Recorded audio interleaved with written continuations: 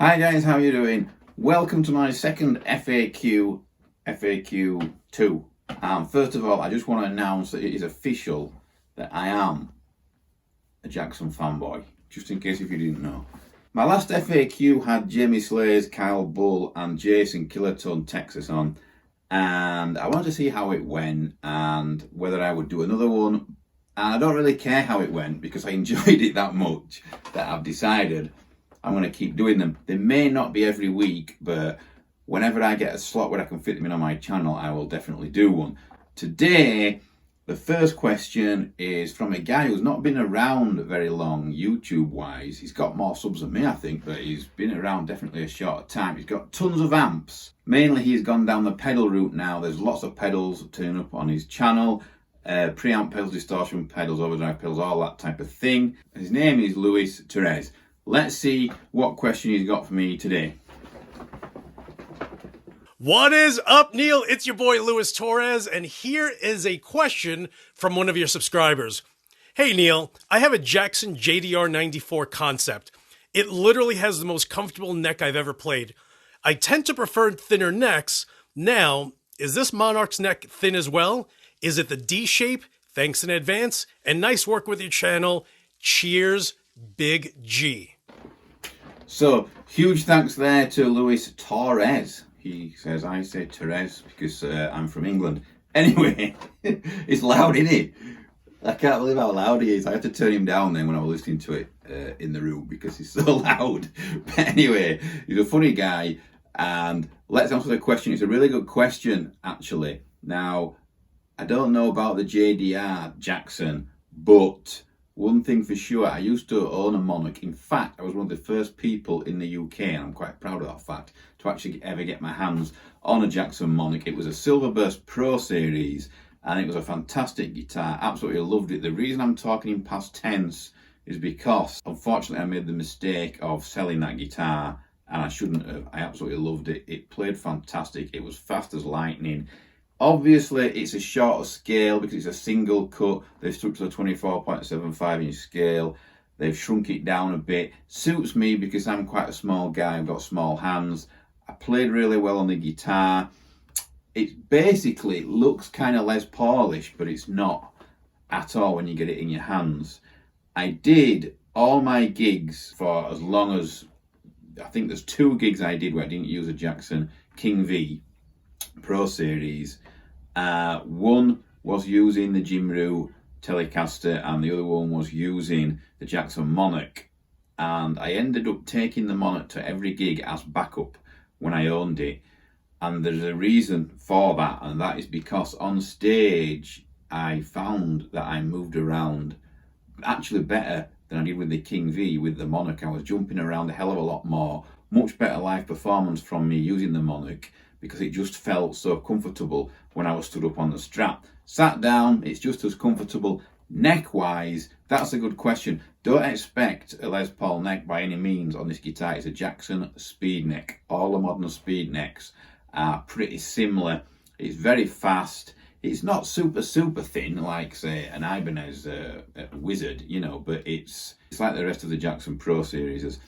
Fantastic guitar. When you sit down with it, it does not feel like a Les Paul. It does not feel like a single cut. It feels like any other Jackson. It feels like a kind of a soloist, I guess, on a shorter scale. The reason behind that is because on Gibsons and quite a lot of other single cuts, the neck, if you look and you hold the guitar that way, the neck is kind of angled back and the bridge is kind of that way. The Monarch is not really like that. It's more straight, more flat. The body is quite thin. And in fact, it felt kind of like the old Jackson Slat XMG type feel.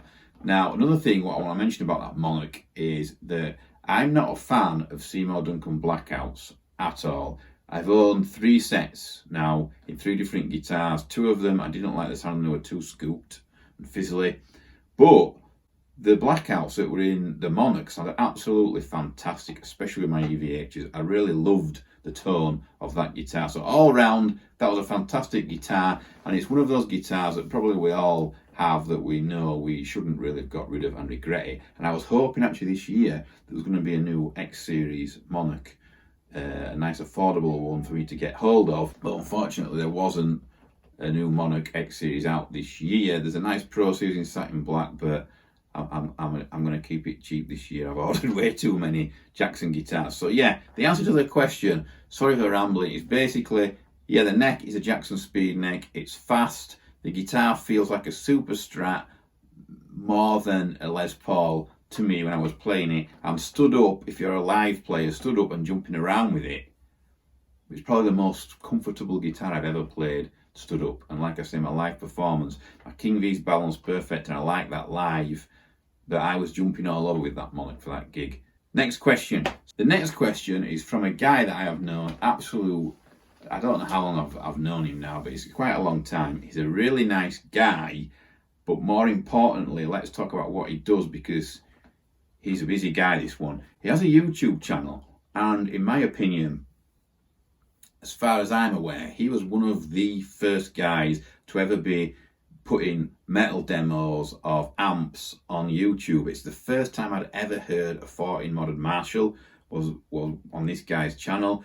He was around before Fluff and Ola and probably Rob Chapman, and as far as I'm aware, I was watching back then a channel that was called Bud Royce or something. I don't know if that channel's still around, who that guy is. There was no pictures of him or anything, it was just a picture of the amp and the tone.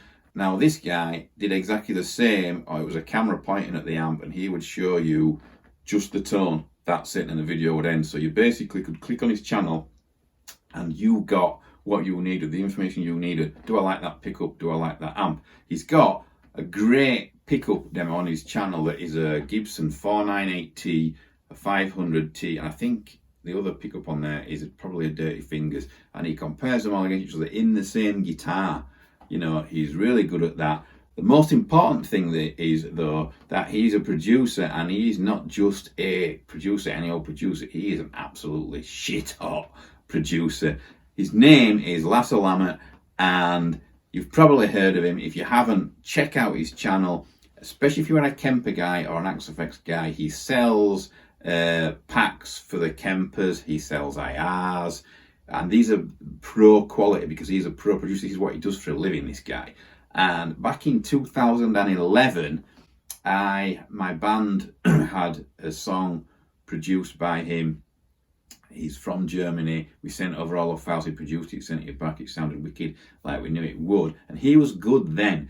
And his productions are super clear, super good quality back then. Now, just last summer, after not really hearing any of his stuff for quite a while because I've been busy, I heard one of his songs and it sounded absolutely epic. It sounded massive, and it was as good as it gets, in my opinion, regarding metal production. Like I say, he's got his Kemper packs, he's got Axefx stuff, he's got SLT tone packs, he does mixing, mastering, and if you have the time to get your band over there to Germany, he will get the best out of you in the studio. He's a funny guy. He's one of those guys that you can take the out of him and he will laugh, and he will take the back too. Also, if you are in his studio, he is well known for getting the best out of you as a musician. If you play something that's scruffy and crap, he will say to you through the mic, you know, that's rubbish, you can do better than that. And that's why bands go to him, because he gets the best out of them. So, this is Lasse Lammert. Let's check him out. Let's see what he's got to say. All his links and all Louis' links are in the description. Let's see what question he's got for me, because this question, I know what it is already, obviously, and I've been asked it over the last week.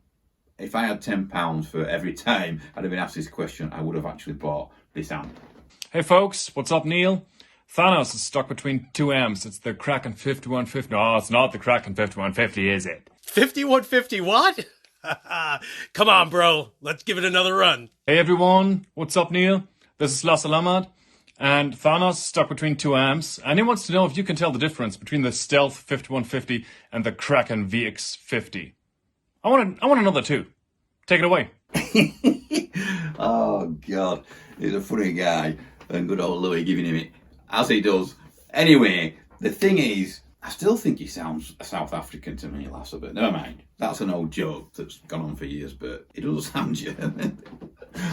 Oh, I think he's lying. Right, this question's a really hard one to answer. First of all, both 50 watt amps, both in the same price bracket, both around the 1100-ish mark, give or take. The Kraken's been out about 4 years, the EVH just come out last year in it, so both 50 watts, like I say, both meant for gigging, both will be fine at a gig volume wise. The Kraken does also lean towards a player that just wants that 1 amp to bring home and keep that tone and use it in the bedroom. It's got a power down to 15 watts, 9 watts and then 2 watts, I believe. I've just done a demo of that last night actually. The 50 watt stuff does have a headphone socket around the back which you can use also to record out, so it does cater for guys that want to use it at home as well. It's a pretty good feature to use, is that actually. It sounds pretty good too. Tone wise, these amps are both high gain but completely different. They don't feel the same, and it is more of a feel thing with tube amps that are high gain, I think. The EVH Stealth is balls to the wall, high gain, sizzling metal like all the rest of the EVHs.